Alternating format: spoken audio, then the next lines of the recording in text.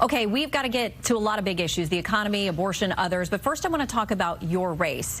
Your opponent, by the way, been invited to join us here on Fox News Sunday, says that you betrayed your oath to the Constitution with regard to the 2020 election. Here's what he said right after that debate you guys had a few days ago. Lee actively helped plan the effort to recruit fake electors and to overturn our election and American democracy. No one need take my word for it. It's a matter of public record, and he can dispute that as much as he wants, but the truth is the truth. Here are some of the texts that he cites between you and then White House Chief of Staff Mark Meadows. December 8th, if a very small handful of states were to have their legislatures appoint alternative slates of delegates, there could be a path. January 4th, I've been spending 14 hours a day for the last week trying to unravel this for him. That same day, I've been calling state legislators for hours and am going to spend hours doing the same today. I'm trying to figure out a path that I can persuasively defend.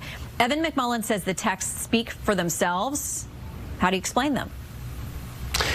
Look, there's not a scintilla of truth to what he's suggesting there. The fact is there were rumors circulating in the days and weeks leading up to January 6th, rumors suggesting that some states would be shifting out their slates of electors. Now, as a U.S. Senator, it was my job to open and count the electoral votes on January 6th. And we were trying to narrow down what was truth and what was fiction. I made phone calls to investigate the truthfulness of those rumors. That's all. Not advocating, just investigating the truthfulness of them. That is the only scenario in which Congress would have had a role. I concluded after my investigation that the rumors were false, and on that basis, I voted to certify the results of the 2020 presidential election.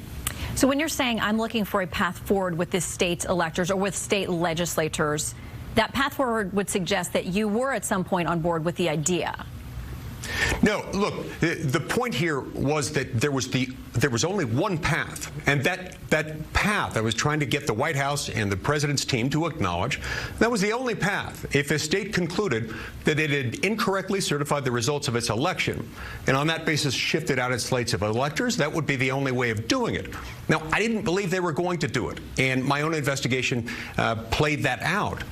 My point there was to say we've got to figure out whether this is the case, and I wanted the president's team to acknowledge that that would be the only scenario in which there would be any role for Congress. There wasn't, and on that basis I voted to certify. Okay, let's go back to 2016.